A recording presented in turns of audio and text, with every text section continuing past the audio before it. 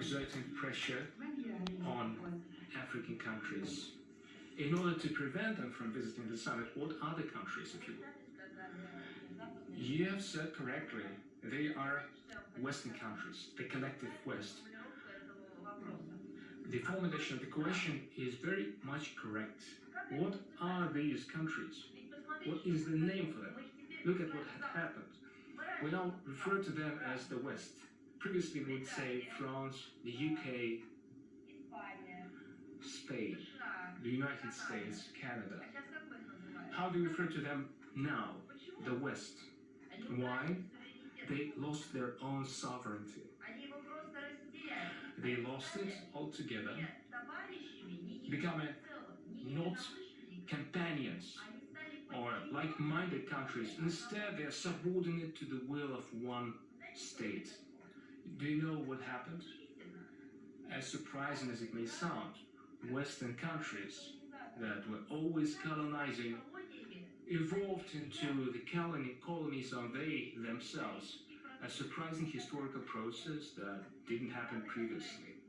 I mean, the countries that used to be empires for many centuries, imposing their will on other continents, they now voluntarily delegate their independence and their sovereignty to such organizations as NATO for one, to Washington. They are non-existent. I mean, as non-existent independent stakeholders, they're all bound by some strange obligations that do not reflect the will of their peoples, that do not meet their national interests. Germany, for instance, an amazing story. Europe's largest economy, also very industrious people who work very much, they work a lot. What was done over the last year and a half to the German economy? It is now disintegrating. The entire German business leaves the German market. Germany no longer has cheap energy resources. It lacks the sufficient amount of cheap Russian gas. Why? Is it Russia that no longer gives its gas to Germany? No. We built the pipeline on our own that was to supply our gas to Germany. We invested money in this pipeline. Who exploded it? The jury is still out there, they claim, but 6 months prior to this, Washington promised to destroy this pipeline for sure, and Germany lost the necessary resources. German businesses realize that there are no solutions, there are no prospects for development. Taxes will grow, social tensions will grow. Thus they leave, they re-register their businesses in the United States of America. What happens to a major independent economy of Europe and the globe? Have a look at other EU countries. They cannot take relevant decisions that would be relevant for them to retain energy flows. They cannot make decisions even about paying contributions. I mean, voluntary contribution, allegedly voluntary contribution to NATO.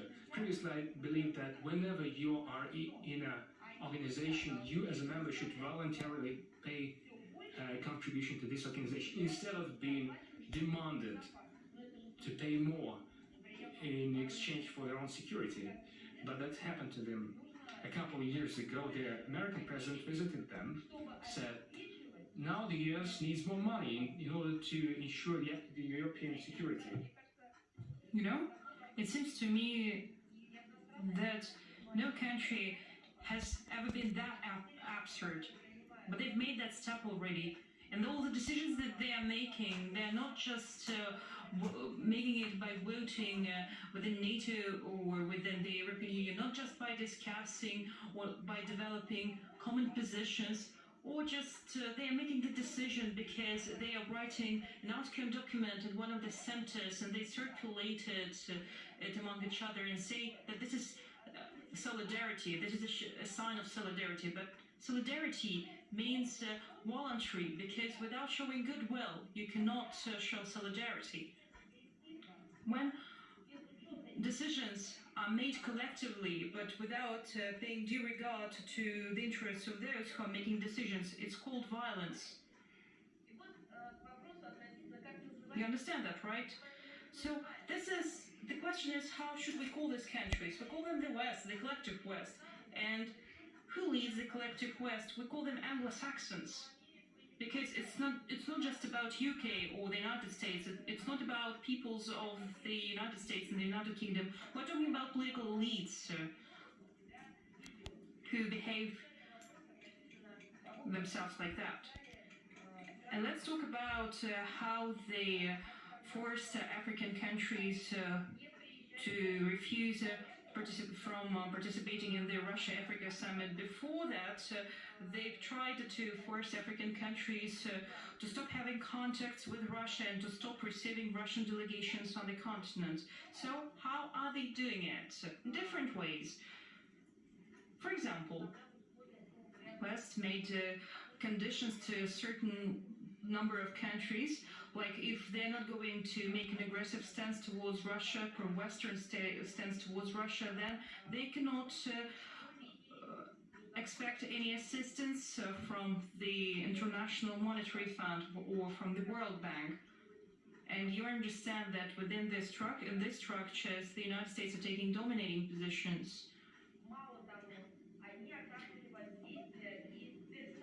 Furthermore, they have exerted personal influence on different personalities and different figures. They resorted to blackmailing. They blackmailed their family members. They threatened them with the personal information. They were saying that people will be sanctioned, that their bank accounts will be frozen, that their businesses will be suspended. So they have quite big fantasies how to do that. But you understand that at some point you have to find will with it to say that that's enough.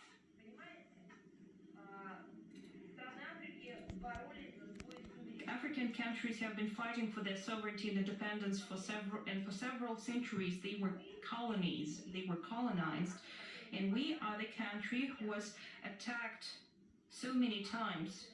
Our country was continuously attacked, and African countries were colonized by the same countries that attacked Russia, and we had an opportunity to overcome these historical differences, to unite.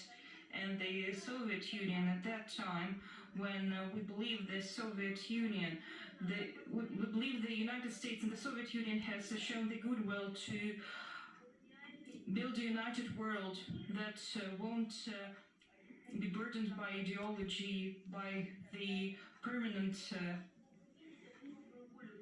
invasions and wars. Instead, the United States betrayed the Soviet Union, the Soviet leaders, the Soviet people, and they continue to betray Russia, who strived to build a new equitable world. And we have to say no to this. We need to say no to blackmailing. We need to say no to the use of force against countries, personalities and people. We need to say no to it. And I'm happy that people, countries and officials that can say no to that, their numbers are growing, because their lives are at stake.